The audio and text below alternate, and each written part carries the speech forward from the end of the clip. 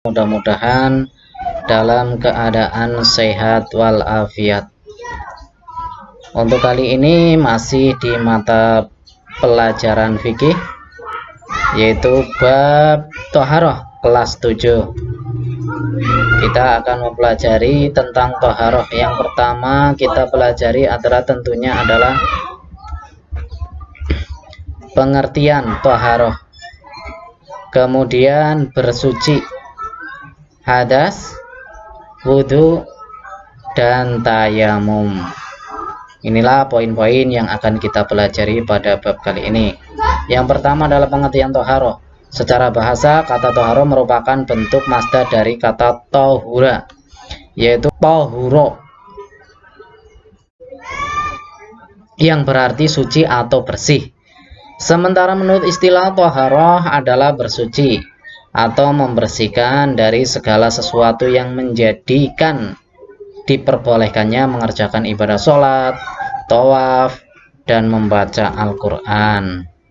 Bersuci, macam-macam bersuci. Secara umum para ahli fikih membagi Thaharah atau bersuci menjadi dua, yaitu bersuci dari hadas dan dari najis. Dilihat dari sifatnya, bersuci dibedakan menjadi dua, yaitu bersuci yang bersifat lahiriah dan bersuci bersifat batiniah. Bersuci yang bersifat lahiriah yaitu membersihkan badan, pakaian, dan tempat tinggal dari segala kotoran atau najis. Sedangkan bersuci yang bersifat batiniah adalah membersihkan jiwa dari segala kotoran yang berupa segala dosa dan maksiat seperti syirik, takabur, hasud, dan sebagainya. Bersuci yang pertama adalah alat-alat bersuci. Apa saja? Air dan air suci dan menyucikan. Istilah fikih menyebutnya thahir mutahhir. Air ini disebut air mutlak karena masih asli dan murni serta menyucikan. Contohnya thahir mutahhir, air hujan, air es, dan air embun. Kemudian air laut, air sungai, air sumur, dan mata air. Air suci dan tidak mencucikan merupakan air zat yang suci tetapi tidak sah digunakan untuk bersuci. Air suci yang telah dicampur dengan benda suci lainnya hingga berubah salah satu sifatnya seperti air teh, kopi, dan sebagainya. Air mustakmal yaitu air sedikit yang telah digunakan untuk bersuci walaupun tidak berubah sifatnya. Air pohon-pohonan, buah-buahan seperti air kelapa. Jenis air ini tidak dapat digunakan untuk bersuci walaupun suci. Air mutanajis, air yang terkena najis. Air musyamas, air yang menjadi panas seperti besi. Kemudian alat yang untuk bersuci berikutnya adalah debu. Debu atau tanah digunakan untuk tayamum sebagai pengganti wudhu. Tayamum dilakukan jika tidak ada air atau berhalangan memakai air, misalnya karena sakit atau musafir, boleh menggantinya dengan debu. Kemudian batu dapat digunakan untuk bersuci atau beristinja ketika tidak ada air. Istinja yaitu membersihkan dubur setelah buang air besar, jumlah sedikitnya 3 batu. Selain itu tidak boleh menunggu najis hingga kering sebab akan sulit untuk dibersihkan. Kemudian hadas adalah suatu kondisi di mana seseorang dalam keadaan tidak suci menurut ketentuan syara. Hadas kecil, hadas yang cara menghilangkannya dengan berwudu atau tayamum. Hukum wajib bersuci seorang yang hendak beribadah haruslah dalam keadaan suci dari hadas kecil karena merupakan syarat ibadah mahdhah. Oleh karena itu bersuci itu wajib. Sebab-sebab hadas kecil: keluar sesuatu dari dubur, hilang akal, bersentuhan kulit laki-laki dan perempuan yang bukan mahram, menyentuh kemaluan dengan telapak tangan. Kemudian hadas besar, hadas yang cara menghilangkannya dengan mandi wajib atau bertayamum jika tidak ada air. Sebab-sebab atas besar berhubungan suami istri, keluar mani, meninggal dunia, datang bulan atau haid. Kemudian rukun mandi wajib niat mengalirkan membasuh ke seluruh tubuh, menghilangkan najis yang ada pada badan.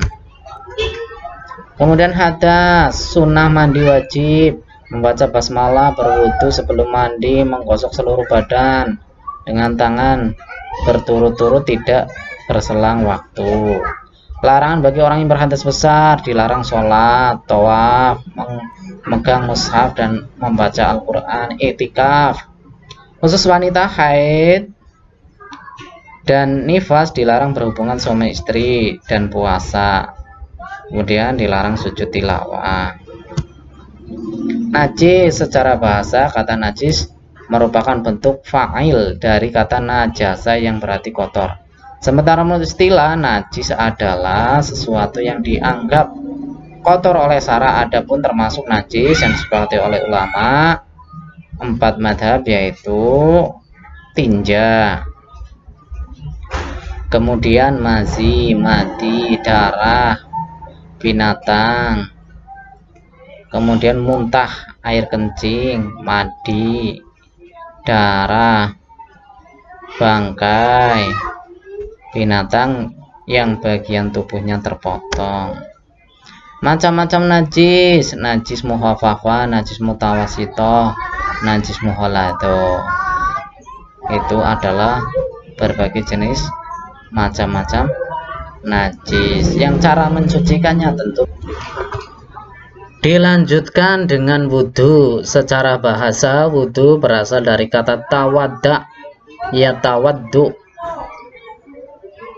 Wudhu artinya bersih atau indah. Sedangkan menurut istilah, wudhu adalah membersihkan anggota tubuh dengan air yang suci, menyucikan untuk menghilangkan hadas kecil berdasarkan syarat dan rukun. Syarat sah wudhu: Islam, mumayyiz, tamyiz, menggunakan air yang suci dan menyucikan, tidak dalam keadaan hadas besar. Kemudian tidak ada yang menghalangi sampai air pada anggota tubuh yang dibasuh seperti cat, getah dan sebagainya. Wudhu, rukun wudhu adalah bagian dari wudhu yang menjadi tiang penjaga utama. Yang pertama adalah niat. Nawaitu wudu'a li raf'il hadasil azhari lillahi ta'ala.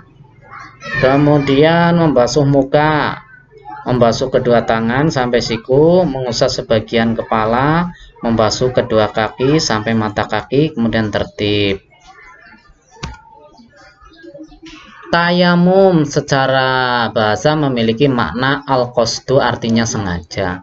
Menurut istilah adalah menyapukan debu atau tanah yang suci ke muka dan kedua tangan sampai siku dengan syarat dan ketentuan atau yang telah ditentukan. Tayamum adalah pengganti wudhu dan mandi sebagai rukhsah atau keringanan bagi orang yang tidak memakai air karena beberapa halangan, yaitu sebab-sebabnya adalah sakit atau dalam perjalanan tidak menemukan air.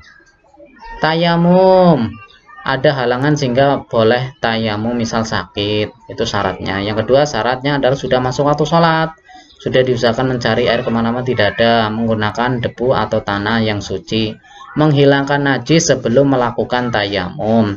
Rukun tayamum: niat menyapu muka dengan debu, menyapu kedua tangan sampai siku dengan debu. Yang berikutnya adalah tertib. Tayamum sunnahnya adalah membaca basmalah, menghembus meniup telapak tangan agar debu yang menempel tipis, mendahulukan anggota badan kanan daripada kiri, membaca doa setelah tayamum sama seperti doa setelah wudhu. Hal-hal yang membatalkan tayamum, hal-hal yang membatalkan wudhu juga membatalkan tayamum. Ada air sebelum mulai sholat.